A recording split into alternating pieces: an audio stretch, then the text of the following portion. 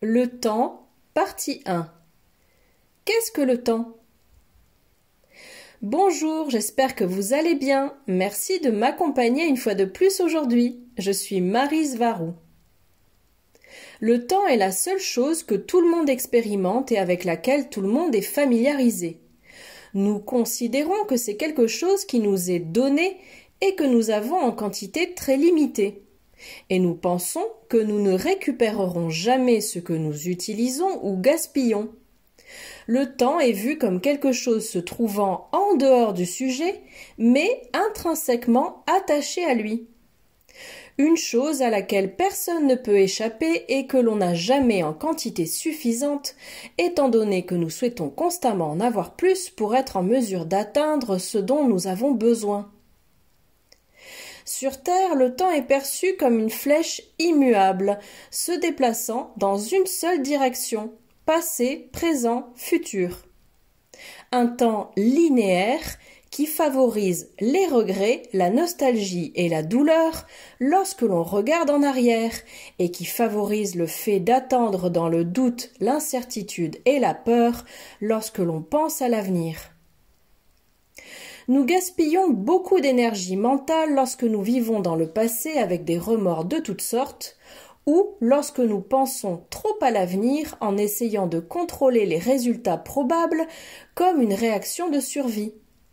Car le mental pense que s'il peut prévoir ce qui approche, s'il essaie de prévenir des dommages, des souffrances ou un résultat indésirable, cela pourra protéger le sujet d'une manière ou d'une autre. La société occidentale promeut toujours le concept de se tenir prêt pour le futur, pour quelque chose à venir, au détriment du fait de vivre l'ici et maintenant. Elle nous fait considérer le fait de vivre dans l'instant présent comme une perte de temps, et elle encourage constamment l'idée que si tu profites de l'instant présent, ce sera au détriment du lendemain. Que tu regretteras de ne pas avoir utilisé ce temps pour préparer ton avenir.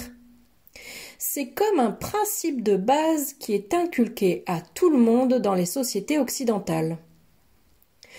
Cela favorise une culture du travail, qui est même orientée vers l'exploitation, étant donné que les gens ne parviennent jamais à cet avenir promis, travaillant inlassablement jusqu'à la retraite et à ce moment-là, ils sont généralement trop vieux et fatigués pour profiter du temps qu'il leur reste.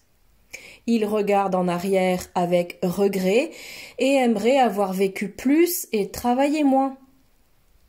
Mais surtout, cela est pris comme un fait incontournable de la vie, c'est accepté à contre-cœur et au final, c'est même tenu pour acquis.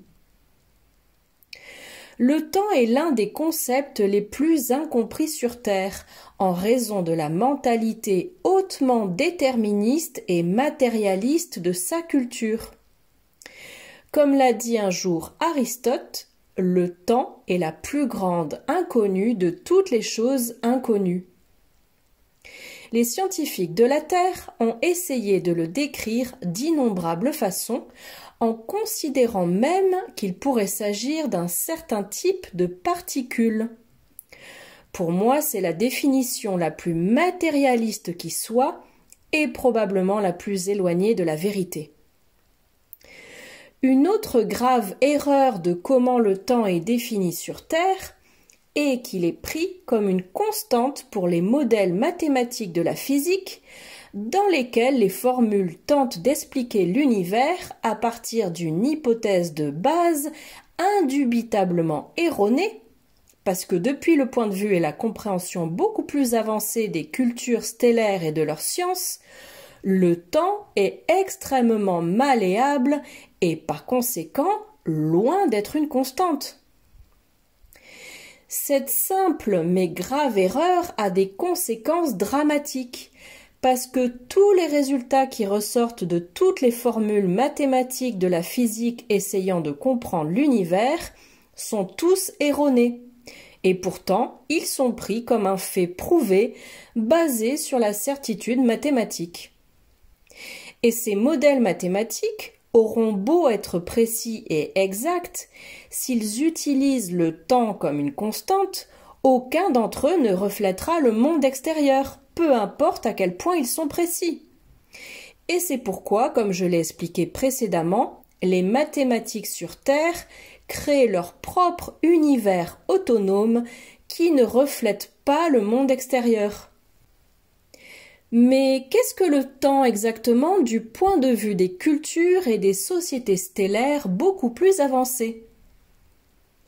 La plupart des sociétés stellaires sont en communication les unes avec les autres depuis longtemps et sont tout à fait d'accord au sujet des concepts scientifiques qu'elles partagent. Elles sont beaucoup plus avancées que la culture sur Terre, non seulement au niveau scientifique, mais aussi et surtout au niveau spirituel, et elles ont une forte tendance à mélanger la spiritualité avec la science pure. Mais curieusement, c'est toujours la spiritualité qu'elles utilisent comme guide et comme base pour toute leur science.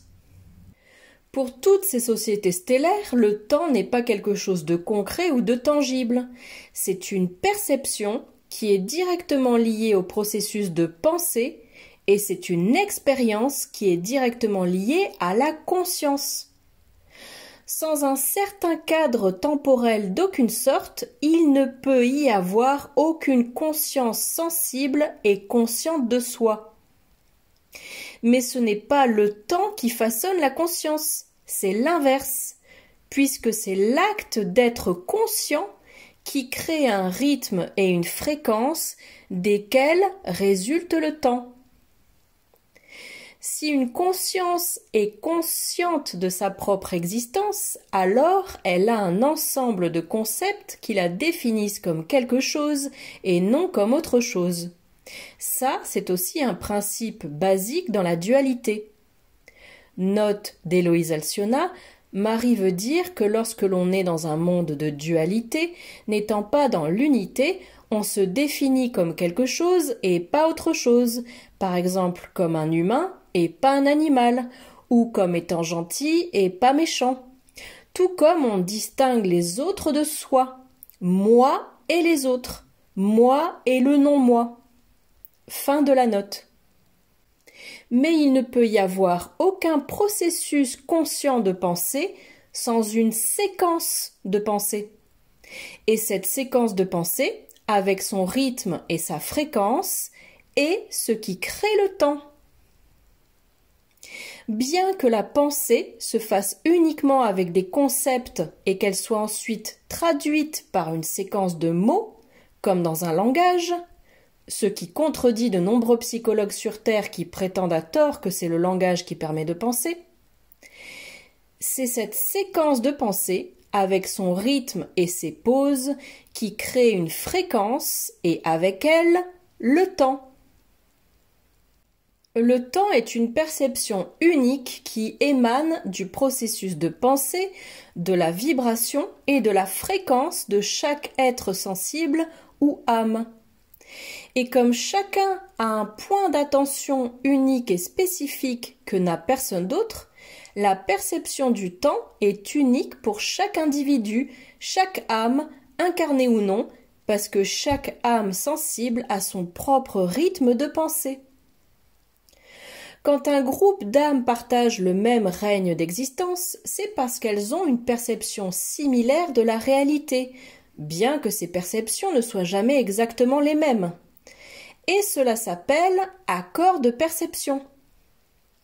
Un exemple de cela est la manière dont le temps est perçu dans le règne d'existence que nous appelons la Terre et sa matrice 3D, où tous les gens perçoivent le temps d'une manière qu'ils croient identique. Alors que ce n'est pas le cas, parce que même sur Terre, chaque individu le percevra différemment selon la fréquence et les vibrations de ses pensées. Et la façon dont la matrice sur Terre synchronise la perception du temps se fait grâce à l'utilisation des montres et des horloges qui, à leur tour, sont basées sur les rythmes du jour et de la nuit de la planète, ce qui impose aux gens dans la matrice de la Terre l'idée que le temps est quelque chose d'autre que le produit de leur propre esprit. Quand le mot « temps » apparaît, la plupart des gens vont immédiatement penser à une horloge et son incessant tic-tac vers le futur. Et ils penseront à tort que la synchronisation du temps qui s'obtient en regardant les montres et les horloges est la preuve que le temps est une constante et qu'il a la même durée pour tous, y compris pour les objets inanimés. Et ils iront même jusqu'à faire l'erreur de prendre pour acquis que le temps est une constante dans tout l'univers. Et c'est le but même des montres, de pouvoir synchroniser les gens pour qu'ils travaillent à l'unisson et qu'ils puissent se rencontrer dans un environnement social productif.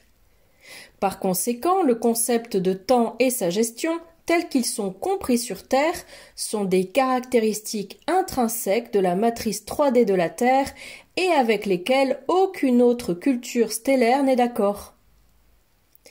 Comme le dit la maxime, les extraterrestres disent que les humains de la Terre sont les seules créatures de la galaxie à avoir découvert un moyen de mesurer quelque chose qui n'existe pas. Mais en élargissant ce qu'est le temps et en rappelant que c'est le résultat d'un processus de pensée qui est directement lié à la présence d'une conscience et même qu'il dépend de cette conscience, le temps ne peut être mesuré que lorsqu'il est relié à quelque chose qui peut être utilisé comme une référence. Sur Terre, cette référence est facile à trouver. Ce sont les cycles du jour et de la nuit de la planète. Mais lorsque vous supprimez ce contexte, vous modifiez la durée du temps, des secondes, des minutes, des heures et des jours, mais seulement depuis le point de vue de ce cadre de contexte antérieur, de sorte que la durée de n'importe quelle unité de temps dépendra de ce qu'elle mesure, ou de par rapport à quoi on la mesure. Par exemple, la durée d'une minute observée avec un chronomètre sera toujours la même pour son observateur, peu importe dans quelle partie de l'univers il se trouve.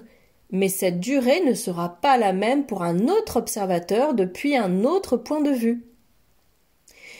Imaginons que cette personne avec un chronomètre peut voir que, selon la trotteuse, elle met 1 minute pour faire le tour de la Terre.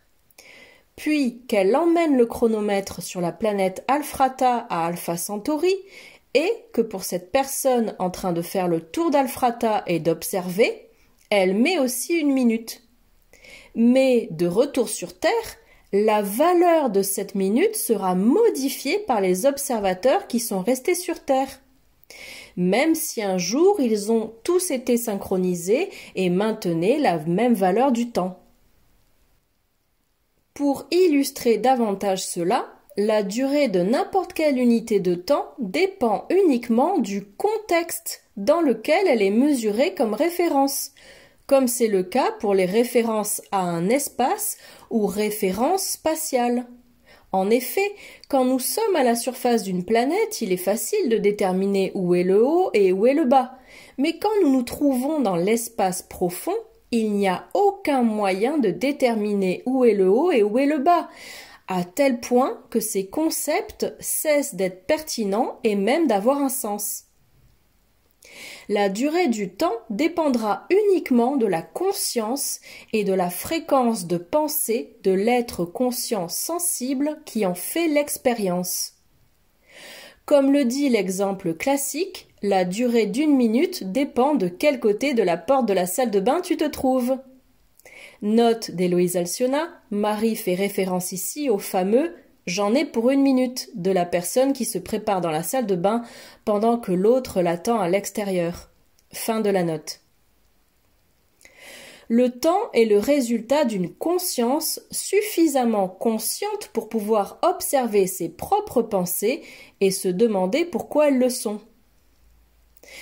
Comme chaque âme individuelle a ses propres schémas et rythmes de pensée personnels, le temps et sa durée sont par conséquent uniques pour chacun. Le temps est une caractéristique intrinsèque de ce que nous sommes. Notre esprit et notre auto-perception sont les résultats de la conscience.